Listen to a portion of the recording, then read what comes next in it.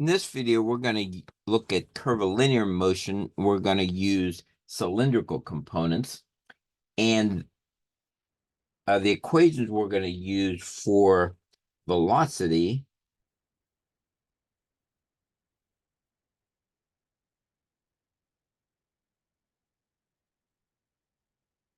are V sub r. And this would be like the radial component.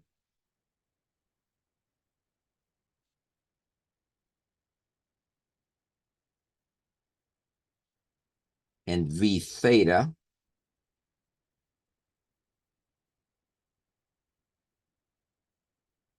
which is the transverse component.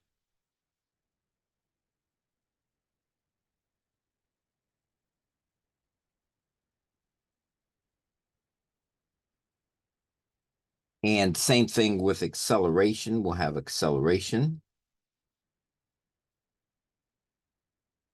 And we'll be using AR, which is theta double dot, minus r theta dot squared.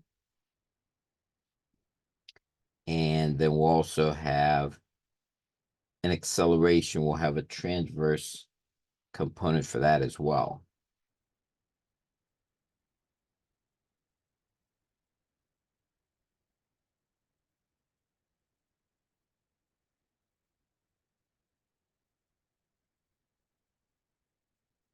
And those are the equations we're going to use for velocity and for acceleration.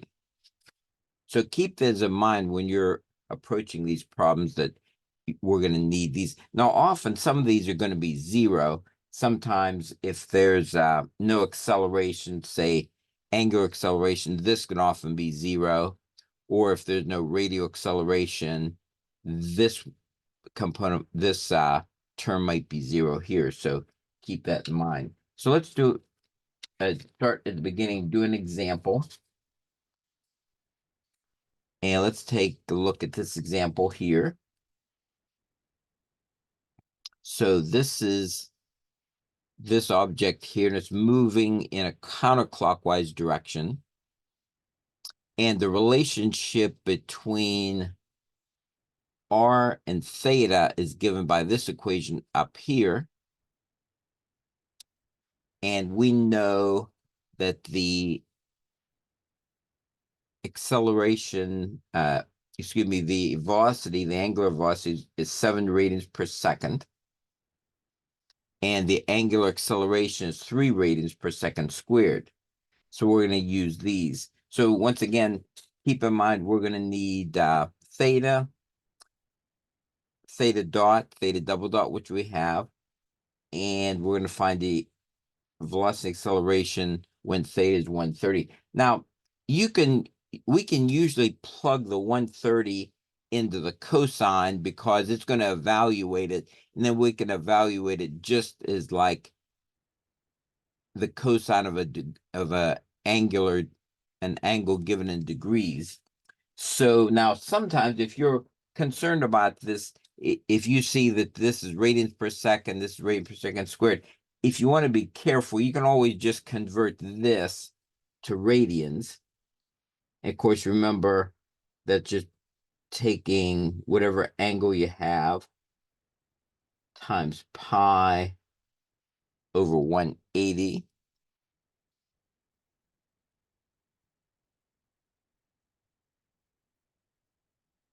And that's going to give you 2.269 radians. Though if you do that, of course, be sure that when you use your calculator, you have your calculator in radians when we do the calculations, which we'll do in a minute. So once again, keep our equation in mind, we're going to need r dot and r double dot. So let's go up here and let's find those to start with. So r is given this way.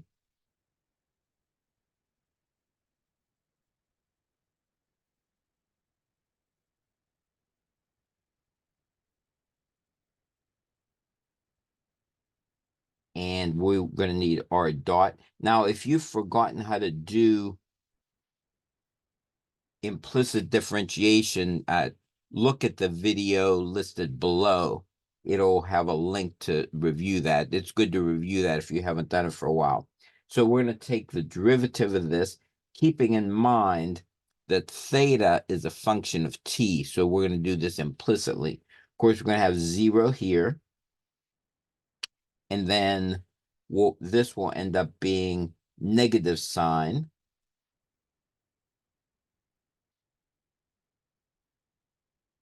Which will make that positive.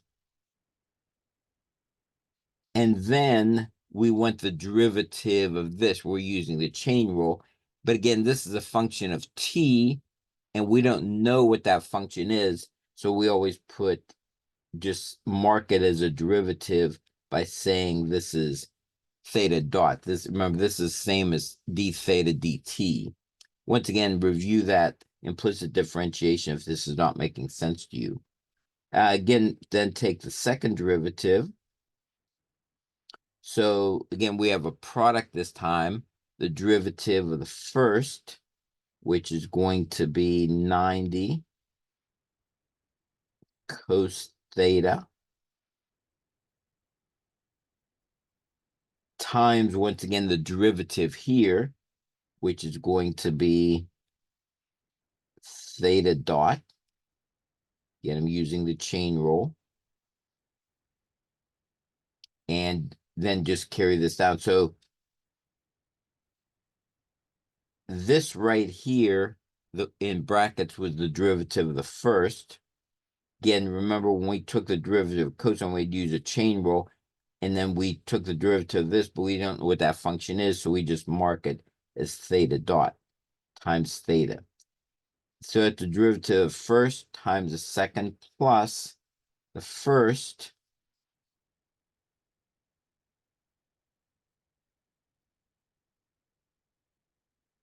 times the derivative of the second, like this.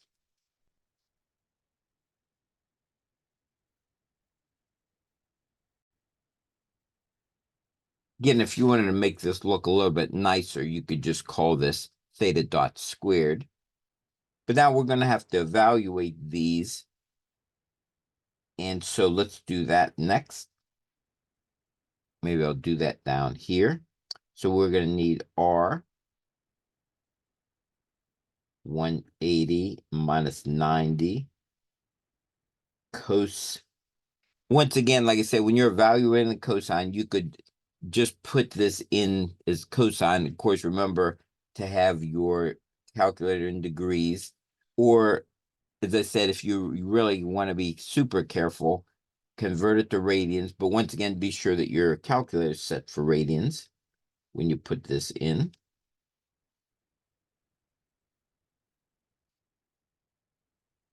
And so let's calculate that.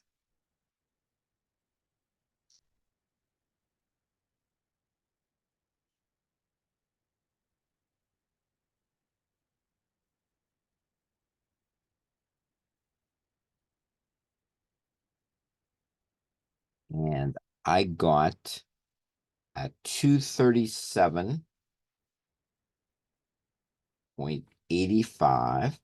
And you could probably round that off. And that's going to be millimeters. Oh, by the way, I should have mentioned before, this is all in millimeters.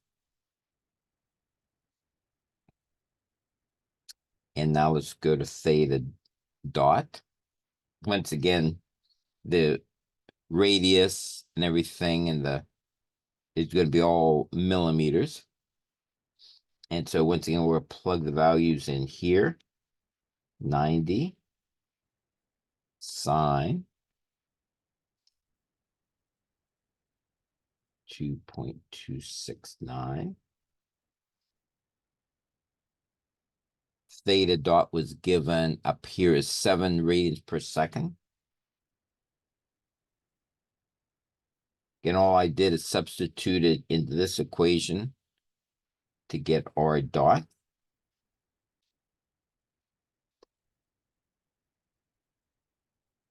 So let's calculate this.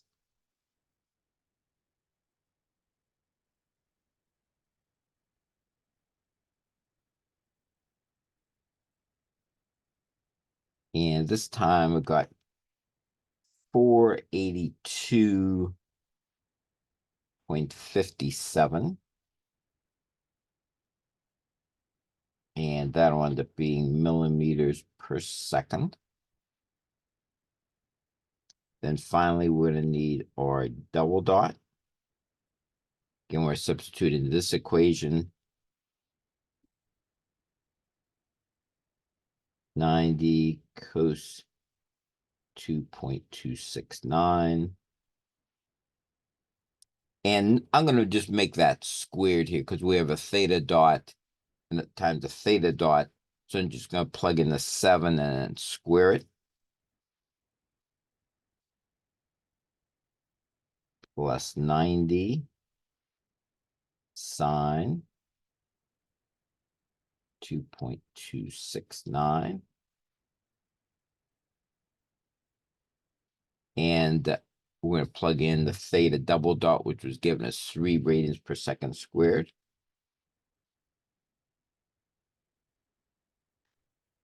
And of course, always remember, keep this, evaluate this sign. Don't mix that up and accidentally multiply those.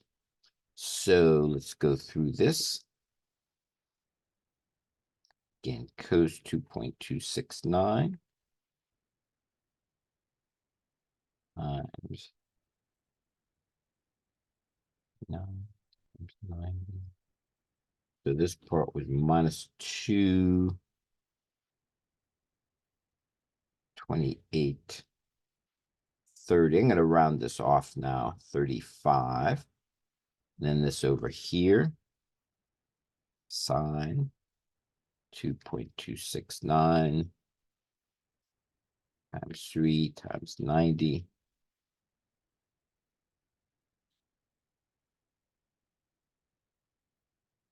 plus 206.82.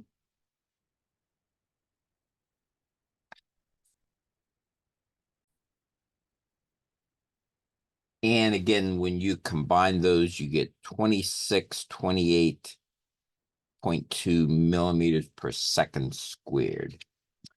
And so now we want to substitute everything into our equations. So let's substitute everything into these equations here.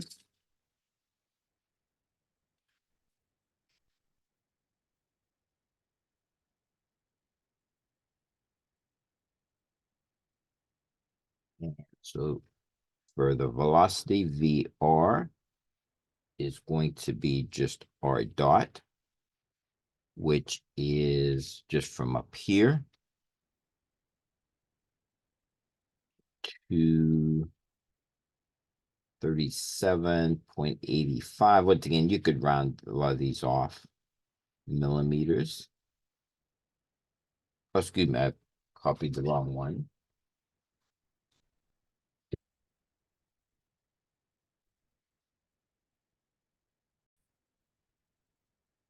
And I should have copied R dot.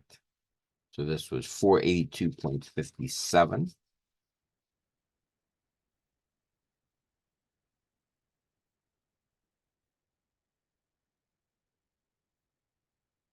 that's going to be millimeters per second. And then the other equation we need was V theta. That was equal to R theta dot. And once again, just going up here to find our R, 237.85.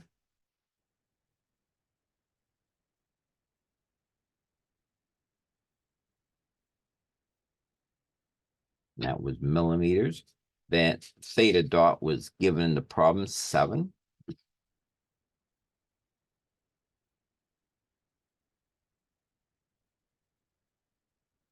And if you put that in your calculator,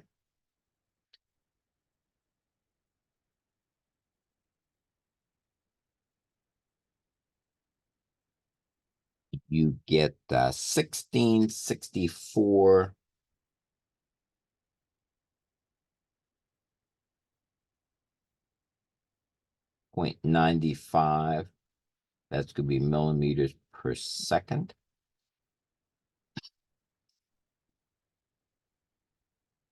Then the acceleration for that, remember, it's r double dot minus r theta dot squared, and plug the values we got in for those. R double dot was negative 26.2 minus R was 237.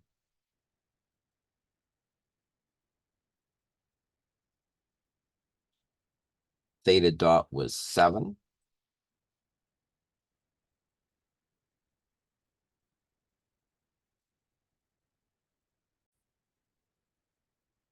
Oh, by the way, this was a negative here. There was a negative on 26.28. And now if we combine these, we get negative 14,482.85. Once again, you could round a lot of these off and don't actually need all of these. Millimeters per second squared. And finally, a theta. Recall that was given as r theta double dot plus 2 r dot theta dot. And that's going to be, again, plugging in the numbers here, 237.85.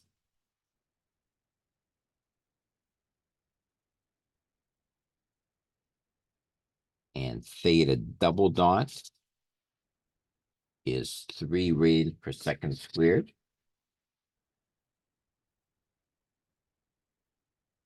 Plus 2 times r dot. R dot was 482.57.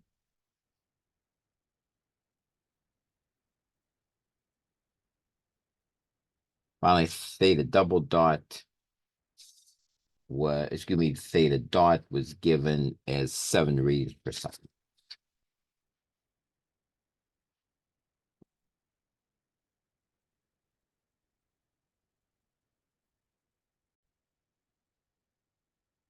And when I put that in the calculator, got 7469.53 millimeters per second squared. And now if we want the magnitude of the velocity, these are the components. So if we want the magnitude, we'll go VR squared plus V theta squared, square root of that, which is going to be 482.57 squared plus 1664.95 squared.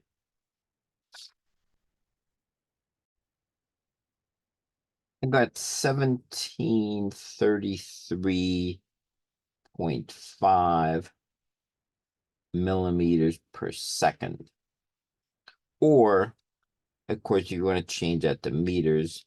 You'd say velocity 1.733. I'll just 335 meters per second. And then for the acceleration, it's done in a similar way. A r squared, a theta squared. Just put our components in. Minus 14,480. I'm going to round that off to 83 squared plus 7,470. I'm going to round that as well. Again, I'm just putting this component in, squaring it, this component, and squaring it. Let's say round them off a bit. And when we do that, 7470 squared plus 14,483 squared, and then square, we get something like 16,296 millimeters per second squared, or we can, if you want to change that to meters, and I'll round that off a little as well, meters per second squared.